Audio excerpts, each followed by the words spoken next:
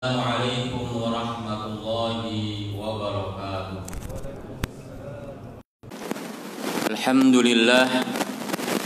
Alhamdulillahilladzi amarna bit-ta'ati wal imani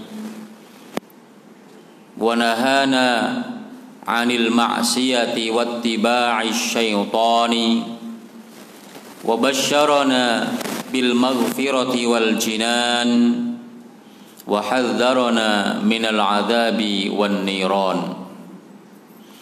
Allahumma salli wa sallim wa barik ala nabiyil mustafa Muhammadin sallallahu alaihi wasallam wa ala alihi wa ashabihi wa man da'a bi da'watihi ila yaumiddin, amma ba'd.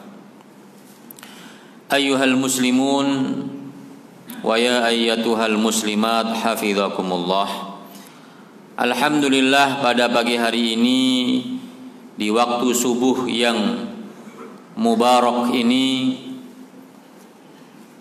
kita diberikan kesehatan oleh Allah Subhanahu wa taala,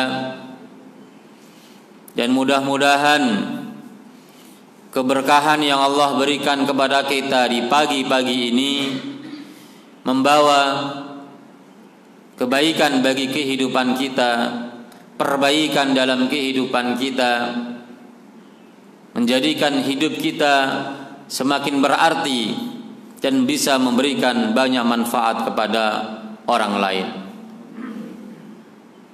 Di waktu pagi Allah Subhanahu wa taala menurunkan keberkahannya, sehingga kita harus berbondong-bondong untuk mengambilnya dengan melakukan amal soleh, amal ibadah, dan perintah-perintahnya, termasuk kita bertafaqquh fid din, menambah thaqafah islamiyah kita, dan selanjutnya kita akan lanjutkan dengan aktivitas yang lainnya.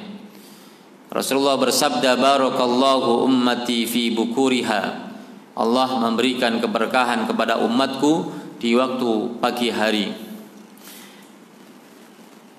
Kaum muslimin dan muslimat hafizakumullah, kajian kita pada pagi hari ini adalah masuk dalam bab al-kabirah ats-tsaminah, dosa besar yang ke-8 dalam kitab Al-Kabair yang dikarang oleh Al-Imam Az-Zahabi. Di antara dosa-dosa besar yang beliau tulis adalah aklu malil yatimi zulman. Aklu malil yatimi zulman, memakan harta anak yatim secara zalim. Dalam suatu ayat Allah berfirman bahwa memakan harta anak yatim yang biduni haqqin, tanpa cara yang benar. Sehingga kalau memakan harta anak yatim billati hiya ahsan, dengan cara yang terbaik sesuai dengan kebutuhannya dan tidak ada kezaliman di dalamnya karena kefakirannya, dan dia sibuk untuk mengurus harta anak yatim, maka dia boleh makan harta anak yatim billati hiya ahsan, dengan cara yang terbaik. Maka tentu perbuatan ini tidak hanya dikategorikan sebagai perbuatan dosa, tapi masuk dalam kategori minal kabair, dosa-dosa yang besar. Dikategorikannya perbuatan ini termasuk dosa yang besar karena Allah sebutkan hukumannya di akhirat dengan hukuman yang definitif, dengan hukuman yang telah ditentukan. Ada ancaman dari Allah Subhanahu wa taala bagi pelaku dosa ini, dengan ancaman berupa hukuman nanti di akhirat, hukuman yang berada di neraka. Sehingga semua perbuatan yang larangannya, teks pelarangannya ada ancaman dimasukkan ke dalam neraka, ancaman diberikan azab, ancaman dilarang masuk ke dalam surga, maka itu termasuk dosa yang besar.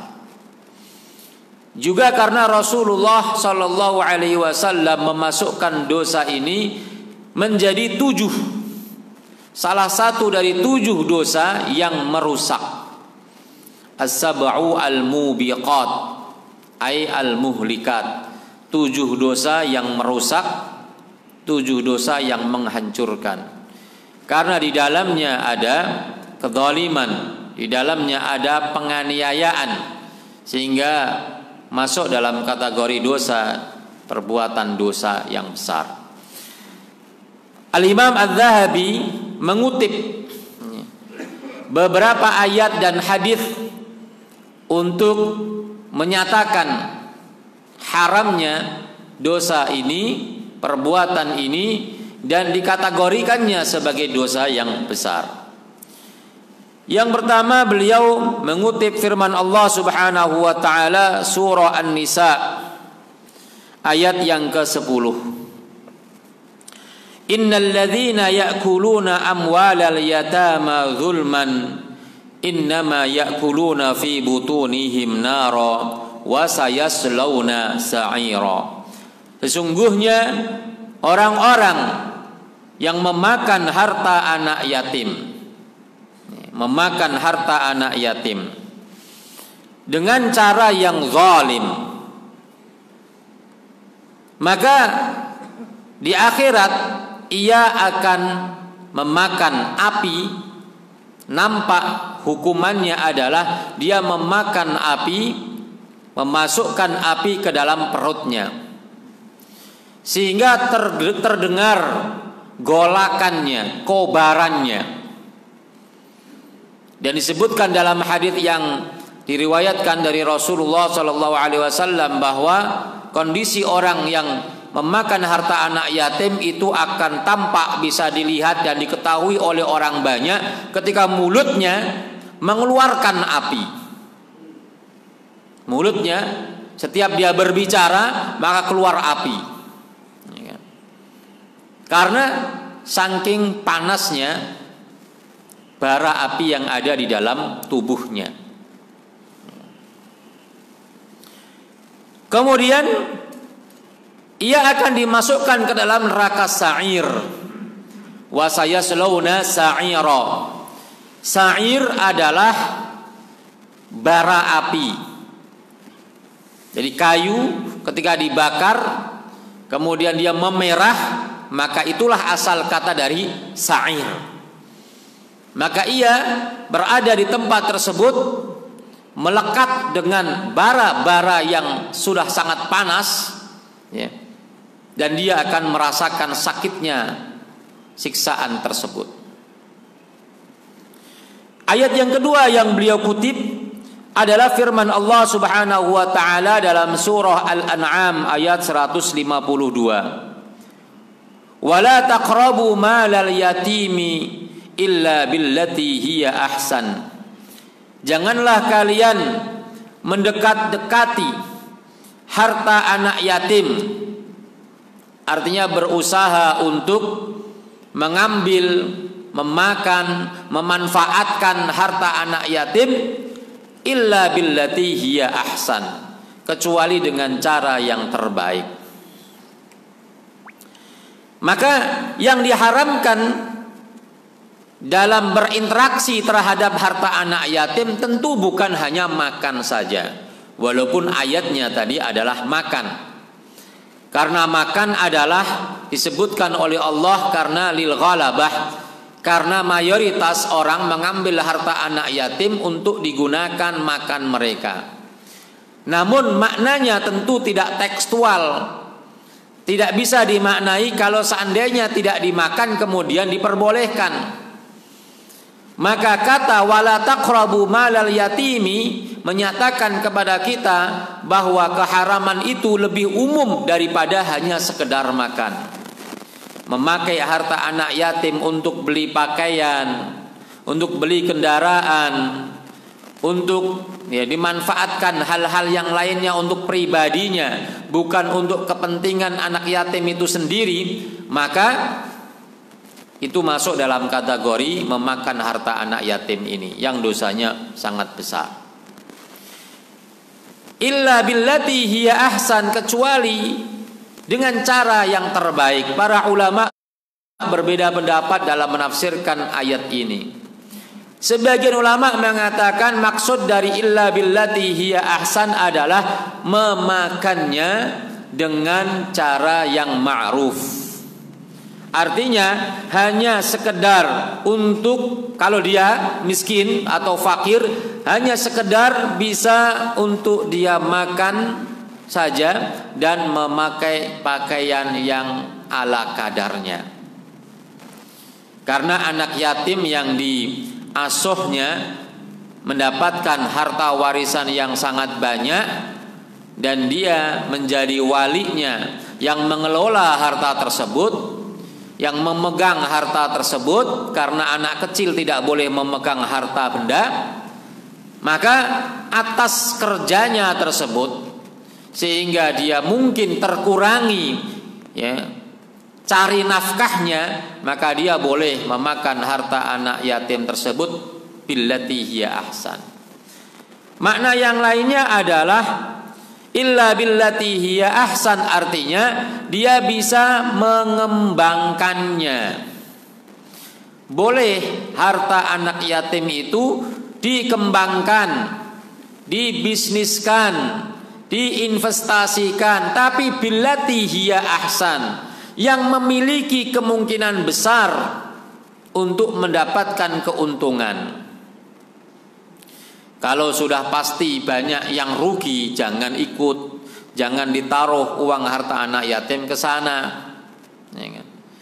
Tetapi yang sudah nampak bahwa usaha ini sangat menjanjikan, pengalamannya 90% tidak gagal, 90% adalah berhasil, maka silakan untuk dikembangkan. Misalnya kalau zaman dulu dibelikan kambing, dibelikan onta atau binatang ternak, sehingga pada harinya nanti ia akan mendapatkan keuntungan. Tetapi kalau diinvestasikan dalam perdagangan yang tidak jelas asal usulnya, tidak jelas keuntungannya, yang nawari dia saja belum terlihat keuntungannya, jangan ikut-ikutan dulu. Kan banyak orang yang menawarkan kepada kita suatu bisnis yang dia saja belum kelihatan kesuksesannya. Apalagi kesuksesan dia ditopang oleh banyaknya mendapatkan anggota. Maka ini peluang untuk ruginya besar. Ini makna yang kedua. Jadi boleh untuk diinvestasikan, diperdagangkan asal membawa kemaslahatan. Yang ketiga maknanya adalah hifdzuhu, menjaganya, menyimpannya di tempat yang sangat aman. Jangan menyimpan uangnya di tempat yang tidak aman. Kalau orang dulu nih, orang-orang tua kita kalau menyimpan uang ditaruh di bambu atau di celengan. Nah, celengan ini rentan untuk bisa hilang, ya kan? Jadi di bambu dibolongin kemudian dimasukkan di situ, ya kan? Memang selama ini aman sih ya aman. Tapi kalau pas lagi tidak rame maling, kalau pas lagi banyak maling ya hilang juga. Tapi disimpan dengan sangat baik agar ia tidak berkurang hartanya, sehingga ia bisa kapan saja untuk mengeluarkan uang itu untuk biaya anak yatim tersebut, untuk makannya, untuk tempat tinggalnya, untuk pakaiannya, untuk pendidikannya. Bagaimana kalau kemudian hartanya habis? Kan tidak semua anak yatim itu mendapatkan warisan yang banyak dari orang tuanya. Maka kalau ia tidak mewarisi harta dari orang tuanya atau mewarisi harta orang tuanya tetapi tidak banyak sehingga cepat habis, Sehingga sebelum dia balik, sebelum dia bisa bekerja, sebelum dia bisa mendapatkan nafkah sendiri, penghasilan sendiri, maka siapa yang memberikan nafkah kepadanya, maka walinya inilah yang kemudian memberikan nafkah kepadanya setelah harta warisannya habis. Maka ada namanya bab nafkah, di mana di antara pembahasannya adalah wali-wali harta, wali-wali nafkah. Ini 3 makna dari billati hiya ahsan. Kemudian beliau mengutip sabda Rasulullah sallallahu alaihi wasallam, hadis yang sahih, di mana Rasulullah sallallahu alaihi wasallam bersabda, ijtanibu as-sab'al mubiqat. Jauhilah, kata istanibu dari kata jambun, artinya kesamping, kesampingkanlah, jaga jarak. Ijtanibu as-sab'a, 7 dosa, 7 perbuatan. Tidak hanya dilarang untuk mendekati 7 perbuatan ini, tapi Rasulullah sebutkan sifat daripada perbuatan ini yang memiliki karakter al-mubiqat, yaitu merusak diri, merusak akidah, merusak akhlak, karena di situ ada zina, ada syirik, merusak akidah seperti syirik, merusak harga diri seperti zina, termasuk merusak harta orang lain, yaitu memakan harta anak yatim ini. Sehingga ketika Rasulullah menyebutkan dosa ini termasuk al-mubiqat, maka para ulama bersepakat bahwa semua 7 dosa ini masuk dalam kategori dosa-dosa yang besar. Apalagi di dalam 7 dosa yang besar itu, yang pertama kali disebutkan oleh Rasulullah adalah al-isyraku billah, menyekutukan Allah. Orang menyekutukan Allah itu rusak, rusak akidahnya, rusak akhlaknya, rusak muamalahnya, rusak pikirannya, dan seterusnya. Maka di antara 7 dosa yang disebutkan oleh Rasulullah adalah wa dzakara akla malil yatim, memakan harta anak yatim.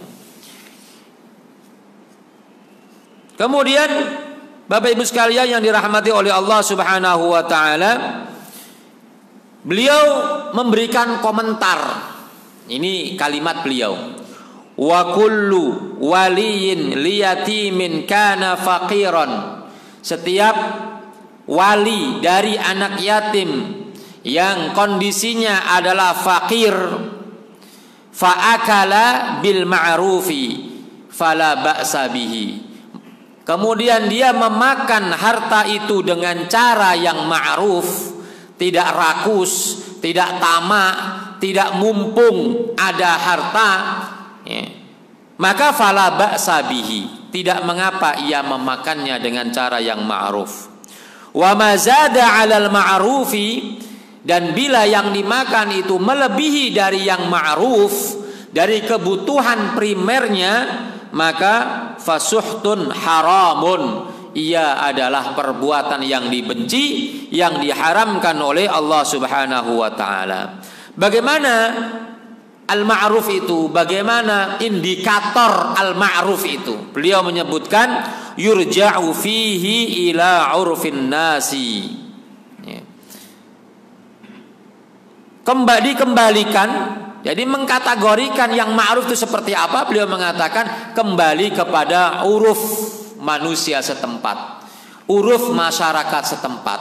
Kira-kira kalau setiap hari dia memakai uang 30.000 itu sudah ma'ruf ataukah tidak? 30.000 untuk satu orang saya kira cukup untuk makannya. Setiap makan 10.000 itu ma'ruf. Tapi kalau melebihi daripada yang ma'ruf, Ya, setiap hari 50.000 berarti melewati ma'ruf, maka itu dilarang. Jadi di sini harus hati-hati. Ya. Yang paling bagus adalah walaupun dia fakir, tetap berusaha untuk tidak memakannya. Anggaplah bahwa amalnya menjaga harta anak yatim ini sebagai amal soleh, ingin mendapatkan pahala dari Allah. Sementara kefakirannya tidak kemudian menjadikan tangannya menengadah kepada orang lain, tapi ia tetap berusaha untuk menjaga iffahnya. Wal yasta'fif, jaga harga diri, jaga iffahnya dan kehormatannya untuk tidak menghinakan diri di depan orang untuk meminta-minta. Al-khalina minal aghrad al-khabithah, di mana uruf itu ya jauh dari tujuan-tujuan yang buruk.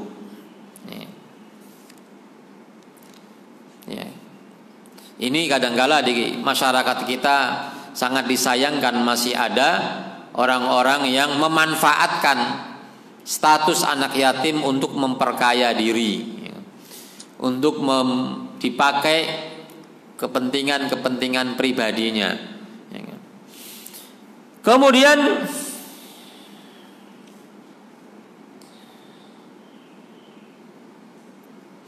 apa yang dimaksud dengan anak yatim itu? Anak yatim adalah, kata al-yatim berasal dari kata al-yutmu, ya kan? Al-yutmu artinya doya'u syai'i, hilangnya sesuatu.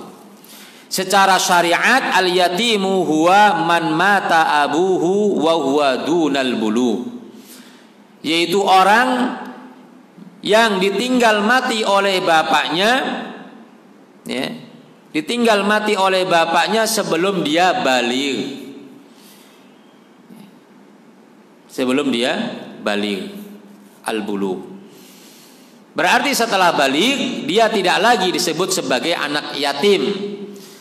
Jika kondisinya masih miskin, maka dia masuk dalam kategori miskin, tidak lagi yatim. Ini menurut sebagian ulama. Ulama yang lainnya menyebutkan bahwa ia tetap disebut dengan yatim, ya kan? Sampai dia bisa bekerja. Seorang wali wajib menafkahi anak yatim ini hingga ia betul-betul bisa mandiri dan bisa menghidupi diri sendiri. Maka sebagian ulama mengatakan, naam, dia sudah tidak yatim, tapi dia masih wajib untuk dinafkahi. Sampai kapan? Sampai sebagian ulama menyebutkan, pertama, kalau dia laki-laki sampai dia bisa bekerja. Yang kedua, kalau dia sedang belajar, maka dia sampai tuntas belajarnya. Sampai tuntas belajarnya. Kalau dia anak perempuan, sampai dia menikah, sehingga ada orang lain yang menggantikan posisi si wali ini untuk menafkahi dan menanggung hidup dari anak perempuan tersebut. Jadi sampai dia bisa melepaskan diri dari ketergantungan kepada orang lain.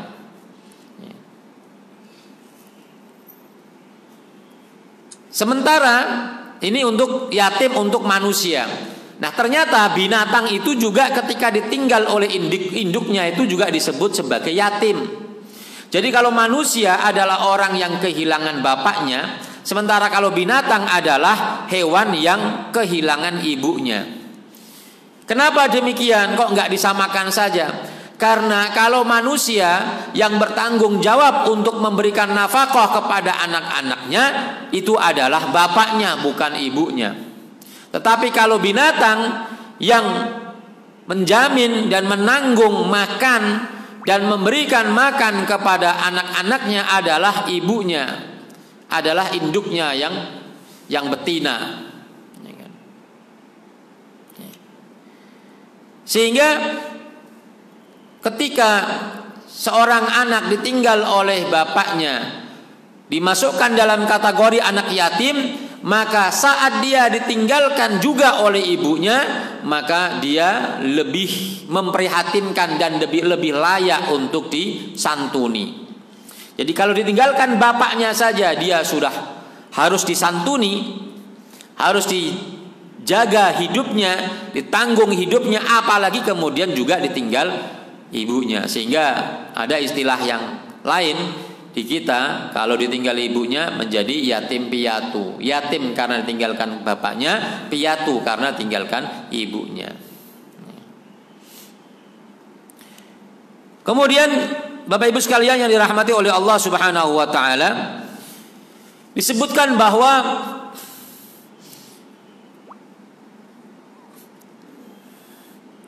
bagaimana kita memenuhi kebutuhan anak yatim. Memenuhi kebutuhan anak yatim itu ada 3 hal. Seperti yang disebutkan oleh Allah dalam surah Ad-Duha, di mana Allah mencontohkan anak yatim seperti Rasulullah. Di mana Allah Subhanahu wa taala mengatakan, alam yajidka yatiman fa'awa wa wajadaka dhallan fahada wa wajadaka 'ailan fa'aghna. Ada 3. Yang pertama adalah fa'awa, yaitu diberikan tempat tinggal. Anak yatim harus ditanggung tempat tinggalnya, baik hidup bersama dengan walinya atau ditinggal sendiri, dikontrakkan. Jadi dihidupi atau dijamin tempat tinggalnya, tidak ditempatkan di kolong jembatan. Maka Rasulullah ketika menjadi anak yatim, maka beliau diberikan tempat. Ketika usia 6 tahun ditinggal wafat oleh ibunya juga, maka Rasulullah kemudian dinafakahi, ditanggung hidupnya, dihadonai oleh Abdul Muttalib. Yang kedua adalah wa wajadaka dhallan fahada, yaitu membutuhkan tarbiyah, membutuhkan pendidikan agar dia tidak tersesat di kemudian harinya. Dhallan, agar dia bisa mandiri dengan ilmunya dan kedewasaan akalnya.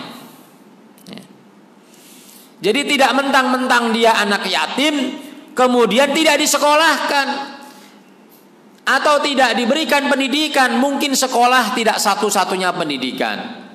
Yang terpenting adalah dia diberikan tarbiyah yang baik. Serahkan ke ustadz yang ada di masjid, seperti orang-orang terdahulu. Para ulama dulu banyak yang menjadi yatim. Selain Rasulullah menjadi anak yatim, Nabi Musa juga menjadi anak yatim. Ada sahabat-sahabat seperti Abdurrahman bin Auf juga yatim. Kemudian Imam Bukhari juga yatim, Al-Imam Asy-Syafi'i juga yatim. Mereka mendapatkan pendidikan yang baik. Rasulullah ditarbiyah oleh Halimatus Sa'diyah ketika masih kecil. Di antara tujuan kenapa orang-orang Mekah itu memberikan anak-anak mereka kepada orang-orang kampung, orang-orang Badui, karena mereka ingin mendapatkan pelajaran kefasihan dalam berbicara. Karena kefasihan dalam berbicara itu tempatnya ada di kampung-kampung. Selain mendapatkan air susu yang lebih berkualitas, karena di kota metropolitan seperti Makkah itu kurang vitaminnya, karena di situ adalah kota perdagangan, sehingga peternakan tidak ada, pertanian tidak ada atau sangat sedikit sekali, yang ada di kampung-kampung. Itu yang kedua, mendapatkan tarbiyah yang baik. Yang ketiga adalah ailang fa'aghna, yaitu diberikan al-ighna, diberikan makan, diberikan kecukupan. Al-ghina artinya adalah kecukupan, dicukupi kebutuhannya, yaitu makannya dan pakaiannya. Jadi inilah yang kemudian dijadikan panduan oleh para ulama, ya, batasan minimal seorang anak yatim itu mendapatkan fasilitas dari walinya. Ya.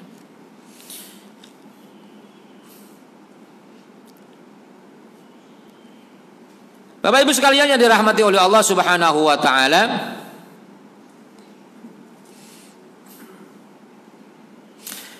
maka yatim, wali riayatil yatim thalathu halat.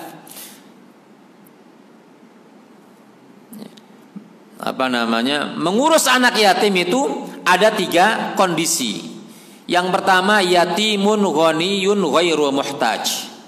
Ada anak yatim yang kaya, mendapatkan harta yang banyak dari orang tuanya, dia nggak butuh untuk tambahan, ya, harta dari orang lain. Maka dengan demikian, ya kan,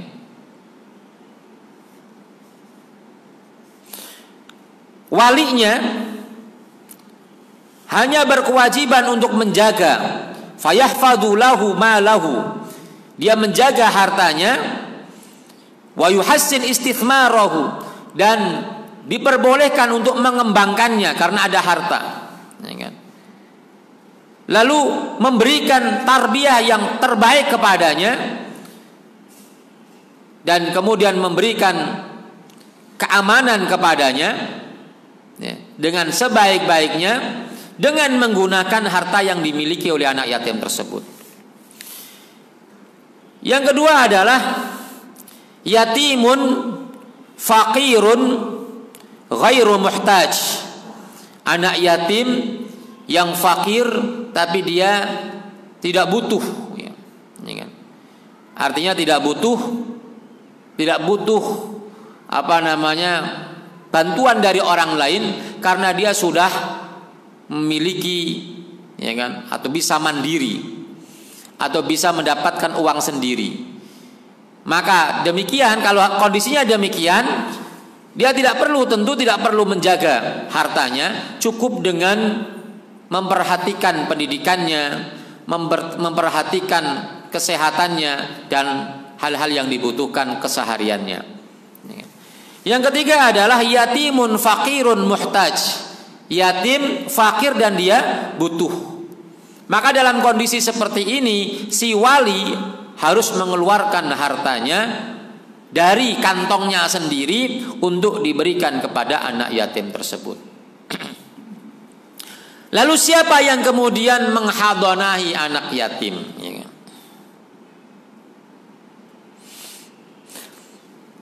Banyak ayat yang kemudian mendorong para kerabatnya untuk berlomba-lomba mendapatkan keutamaan agar bisa menghadanahi dan merawat anak yatim tersebut. Di antara yang diberikan oleh Allah dan Rasulnya untuk memberikan motivasi kepada para kerabat, para al-aqriba, agar mau mengasuh anak yatim yang ditinggalkan oleh bapaknya, yang hakikatnya bapaknya itu adalah saudara sendiri, ya, maka kita mendapati banyak sekali ayat dan hadis yang memberikan keutamaan dan motivasi kepada kita agar kita tidak mengabaikan anak yatim tersebut.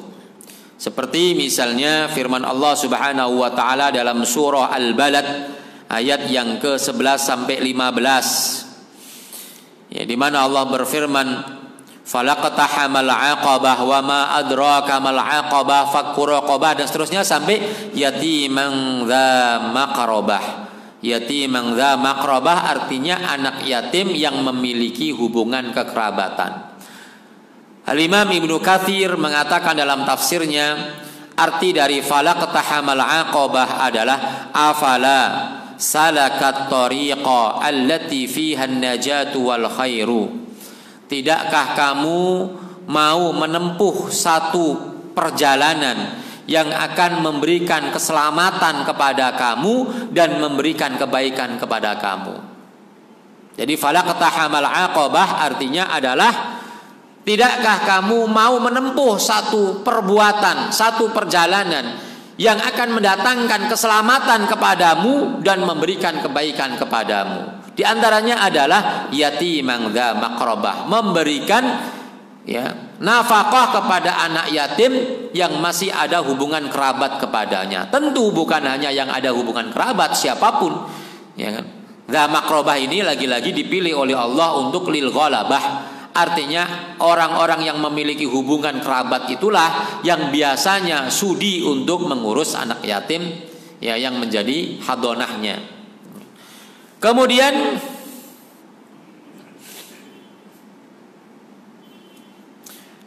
dalam hadis disebutkan bahwa mengurus anak yatim itu akan mendatangkan maghfirah dan masuk ke dalam surga. Sebagaimana disebutkan dalam sebuah hadis yang diriwayatkan oleh diriwayatkan oleh sahabat Abu Hurairah, ada seorang laki-laki yang mengadu kepada Rasulullah tentang qaswata qalbihi, mengadu, ya Rasulullah, hatiku ini kok keras. Susah menerima kebenaran. Susah terenyuh ketika mendengar ayat-ayat yang menyedihkan. Maka Rasulullah kemudian faqala lahu, memberikan tips kepadanya. In aratta talyina qalbika, kalau kamu ingin melembutkan hati kamu, fa'at'im al miskina wamsah ra'sal yatimi, berikanlah makan kepada orang miskin dan kata kiasan. Mengusap anak yatim itu adalah tanda cinta, tanda rahmah. Maka kalau kita menunjukkan cinta kita kepada anak kita, biasanya kita usap-usap kepalanya. Kalau dia sedang menangis, kemudian kita ingin mendiamkannya, kita usap-usap kepalanya. Itu adalah tanda cinta. Jadi tidak hanya diberikan makan saja, kalau miskin berikan makan. Tapi kalau anak yatim, usap kepalanya, artinya kiasan untuk menunjukkan cinta kepadanya, sehingga semua kebutuhan anak yatim itu dipenuhi, dari mulai makannya, tempat tinggalnya, dan pendidikannya tadi. Kemudian Rasulullah SAW bersabda ketika Ja'far bin Abi Thalib meninggal dunia, maka anak-anak yatimnya ini harus ditanggung hidupnya. Nah, di antara kerabat dari Ja'far bin Abi Thalib tentu adalah Rasulullah itu sendiri, walaupun ada yang lebih dekat seperti Ali bin Abi Thalib. Tapi dengan wafatnya Ja'far bin Abi Thalib yang kemudian meninggalkan anak-anak yatim yang masih kecil, maka Rasulullah kemudian memberikan keutamaan kepada siapapun yang mau mengasuh anak yatim dengan mengatakan, ana wa kafilul yatimi hakada, aku dan penanggung harta anak yatim nanti fil jannati, di surga, hakada, seperti dua jari ini. Jadi sangat dekat. Maka masuk surganya tentu bukan masuk surga abal-abal, artinya di pinggiran, di teras-teras, di paling bawah, enggak. Tetapi masuk surganya di tempat yang tinggi. Kenapa? Bersama dengan Rasulullah, dan Rasulullah tempatnya tentu bukan di bawah. Rasulullah tempatnya di tempat yang paling tinggi, di Jannatul Firdaus. Jadi berdekatan dengan Rasulullah itu sebagai pertanda bahwa kita juga akan berada di tempat yang sama dengan Rasulullah. Maka sahabat kalau minta surga tidak hanya sekedar saya mau masuk surga, tapi masuk surga bersama dengan Rasulullah atau dekat dengan Rasulullah. Ada seorang sahabat ketika membawakan air bagi Rasulullah ketika buang hajat, maka Rasulullah kemudian berkata kepadanya, mintalah kamu, sal. Maka dia meminta, as'aluka murafaqataka fil jannah, aku minta menemani engkau nanti di surga.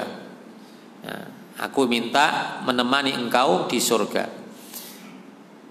Maka Rasulullah kemudian mengatakan, awa ghaira dzalika, adakah permintaan kamu yang lainnya? La huwadaka, itu saja ya Rasulullah. Maka Rasulullah kemudian mengatakan, fa'inni ala, bantu aku untuk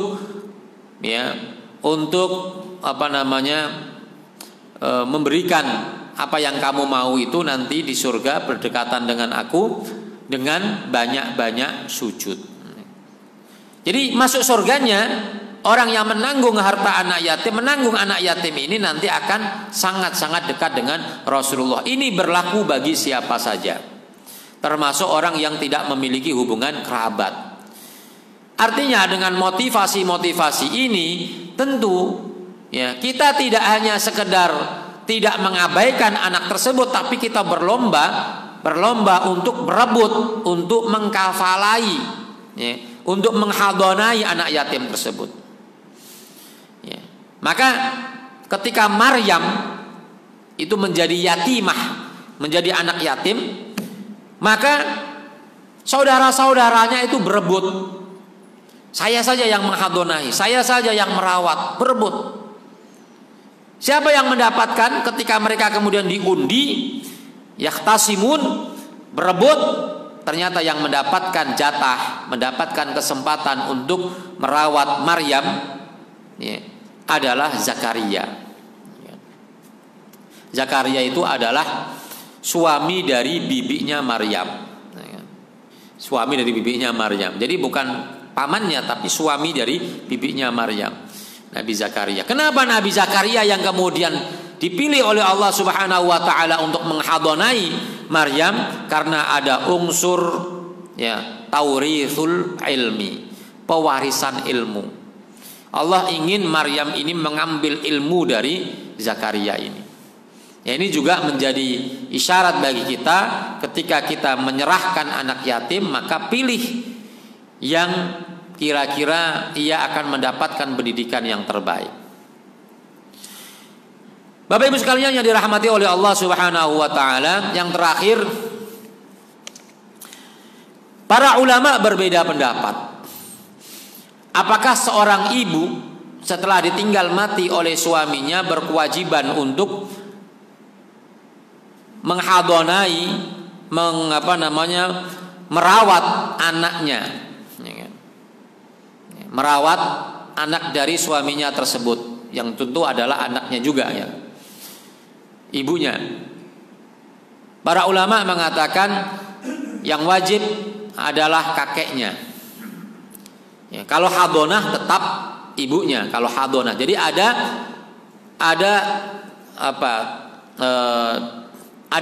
beberapa hal. Jadi ada wali. Ada 3 hal, ada wali harta, ada wali pendidikan, ada wali nikah. Nah, wali harta ini para ulama berbeda pendapat. Apakah harta yang dimiliki oleh anak yatim ini kemudian disimpan oleh ibunya ataukah tidak? Ada sebagian tidak, tapi ya disimpan oleh kakeknya sebagai wali nafkah. Ya kan? Ketika si bapaknya meninggal dunia, maka nafkahnya ditanggung oleh kakeknya. Sebagian lagi mengatakan bahwa walinya adalah ibunya sendiri. Jadi ibunya kemudian menyimpan harta anak yatim tersebut, ya, berlaku hukum-hukum tadi, menjaga harta anak yatim tadi dengan cara yang ma'ruf, ya kan? Tidak digunakan untuk kepentingan pribadinya. Jadi dia menghadonainya dan juga menjadi wali nafkah bagi anaknya. Ya. Ini perbedaan pendapat di antara para ulama.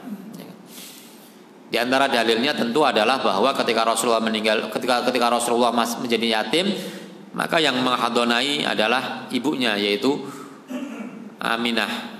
Ketika dikembalikan oleh Halimatus Sa'diyah, itu kan dikembalikannya kepada ibunya, bukan kepada kakeknya. Tapi sebagian lagi berpendapat memang hadonahnya kepada ibunya, tapi yang ngasih makan tetap kakeknya. Karena di antara alasan Halimatus Sa'diyah itu adalah kenapa dia tidak mau mengambil Rasulullah sebagai asuhannya, itu adalah pertama karena bapaknya sudah nggak ada, ya kan? Yang kedua karena kakeknya miskin, ya kan? Abdul Muthalib itu miskin, ya. Sehingga dia nggak mau asalnya menolak, ya. Bukan karena ibunya miskin, tapi kakeknya miskin. Jadi yang memberikan makan adalah kakeknya. Jadi ada 2 pendapat di situ, ya kan? Maka kalau ada ibu kemudian memegang harta anak yatim yang menjadi warisan dari anak yatim tersebut, itu mengikuti satu pendapat dari para ulama, jadi tidak mengapa. Yang kedua adalah wali hadonah. Maka yang menghadoni tentu dan itu sepakat adalah ibunya. Hadonah itu adalah merawat dan mengasuh, ya kan, sampai dia kemudian dewasa. Jadi ibunya, kemudian neneknya, dan semua wanita yang yang berada di jalur ibunya itu namanya wali hadonah. Yang ketiga adalah wali nikah. Nah, kalau wali nikah, para ulama sepakat dia laki-laki, jadi dari jalur bapaknya, yaitu kakeknya, kemudian pamannya, ya, kemudian anaknya, kemudian keponakannya, kemudian sepupunya. Jadi laki-laki kalau jalur wali nikah. Ini adalah pembahasan dari anak yatim, ya, yang kita dapati di tengah-tengah masyarakat kita, ya, sehingga kita sebagai orang tua pasti tentu kita akan meninggal dunia. Tapi andai kemudian kita meninggalkan anak kita masih kecil, ya, sehingga dia menjadi yatim, maka kita harus mempersiapkan jangan sampai anak yatim kita kemudian fakirun muhtaj tadi itu, kategori fakir kemudian butuh. Maka kata Allah dalam surat An-Nisa ayat yang ke-9, wal yakhshal ladzina law taraku min khalfihim dzurriyyatan dhi'afan khafu 'alaihim falyattaqullaha wal yaqulu qawlan sadida. Hendaknya kalian merasa khawatir kalau kemudian meninggalkan anak keturunan kalian dalam keadaan lemah. Di antaranya adalah tentu lemah ekonomi, sehingga mereka yatakaffafunan nas, mereka meminta-minta kepada manusia. Tentu kita tidak ingin seperti itu. Maka kita harus memberikan pelayanan yang terbaik kepada anak-anak kita. Kita berikan pendidikan yang terbaik, kita latih dengan cara yang baik, kita didik akhlaknya dengan baik, sehingga nanti dia menjadi orang yang mandiri, yang keberadaannya dibutuhkan oleh banyak orang, sehingga dia tidak kita khawatirkan kalau kita meninggal dunia, ya, kita tidak khawatir dia akan sengsara. Wallahu a'lam bishawab. Mudah-mudahan ini menjadi bahan masukan bagi kita dan bisa memberikan manfaat bagi kita semua. Aku lupa lihat, astagfirullah li wa lakum. Assalamualaikum warahmatullahi wabarakatuh. Ya, kami yang mau ditanyakan.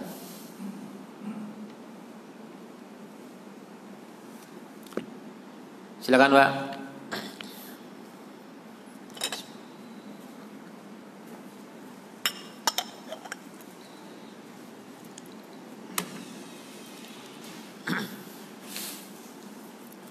Nggak ada, Ustaz, ya? Baik, terima kasih. Ibu-ibu nggak ada?